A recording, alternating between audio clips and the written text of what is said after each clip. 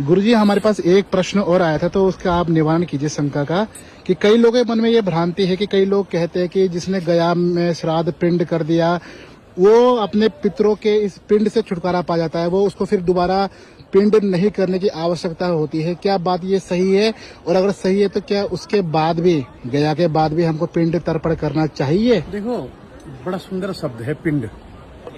अंड, अंड, पिंड और ब्रह्मांड, 3 चीजें हैं।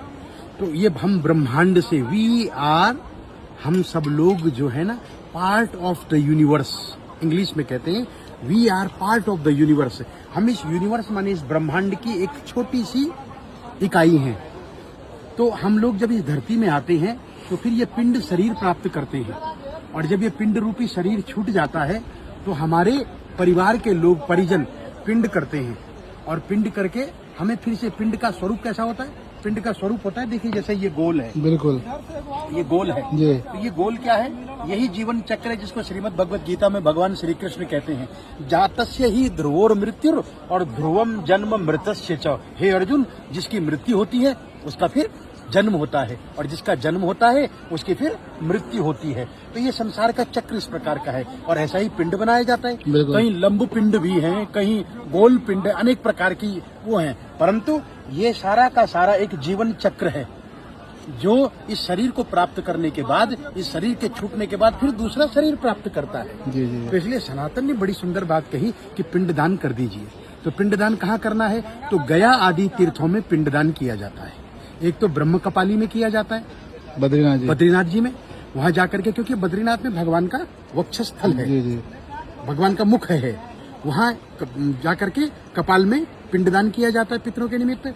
दूसरा किया जाता है हरिद्वार में, जो हरिद्वार में नारायण शिला, जहाँ भगवान का ये वक्षस्थल है, वहां पर।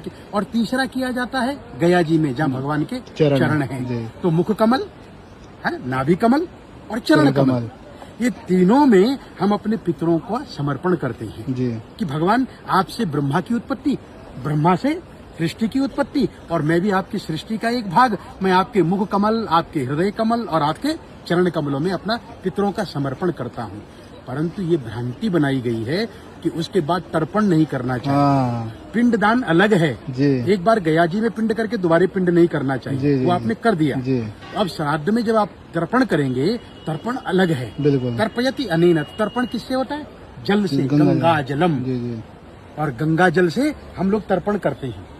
तो गंगा जल से जब तर्पण करेंगे तो तब पिंडदान नहीं करेंगे जी। और जिन्होंने गया में पिंड नहीं किया वो पिंडदान करें, हर प्रतिवर्ष कर सकते हैं, वो प्रतिवर्ष करें, क्योंकि उन्होंने किया नहीं है अभी। तो जब वो एक बार लॉक कर देंगे, जब एक बार गया जी में समर्पण कर देंगे, और गया का अर्थ ही है गया, तो आपने जब गया कर दिया तो कहाँ गया? श्री चरणों में। कहाँ गया? बोले वहीं गया जहाँ से आया था। तो श्रीमद् भगवत गीता, जातस्य ही ध्रुवोर मृत्यु ध्रुवम जन्म मृतस्य। तो मतलब गुरुजी जो गया में एक बार पिंड कर चुके हैं उनको पिंड आवश्यकता नहीं है, लेकिन तर्पण जरूर करना, अवश्य करें। तर्पण श्राद्ध तिथि में वो गंगा आदि तीर्थों में जाएं, गंगा, यमुना, सरस्वती, नर्मदा, ये कहीं पर भी जाकर के उन पितरों के निमित्त तर्पण करें, तर्पण श्राद्ध कर सकते हैं। बिल्कुल। कुछ लोग ये कहते हैं कि तर्पण नहीं करना चाहिए। मैं उनका आह्वान करता हूँ वो कभी ना करें। बिल्कुल। परंतु मैं आपका आह्वान करता हूँ, आप अवश्य करें। जो नहीं करना चाहते हमें उनकी बात नहीं सुननी, ठीक है, आप मत करो, क्योंकि ना आपका दादा था ना आपका पिता था, आप तो स्वयंभू हैं, आपके गुरु भी स्वयंभू है, ना उनका पिता ना दादा, स्वयंभू चले जाएंगे, वो स्वयंभू चले जाएंगे। तो हमारा ये तो तर्पण इसलिए है कि हम अपने पितरों को प्रेत नहीं बनना देना चाहते। बिल्कुल, हम उनको देवता बनाएंगे, हम उनको देवता बनाते हैं। कौन सा देवता? पितृदेवता। और जो पितृदेवता, जब देवताओं को कहते हैं तो देवता सब कुछ देते हैं। क्या बात है। लेकिन अगर पितरों ने मना कर दिया तो देवता भी कुछ देने के योग्य नहीं रहे।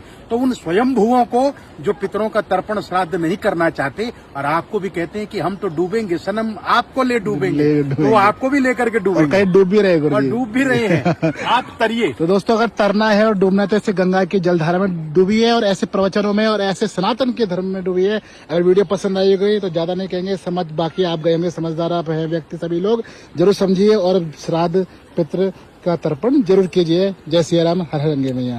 और सनातन से जुड़ने के लिए पेज को जरूर फॉलो कर लीजिएगा। जय हो।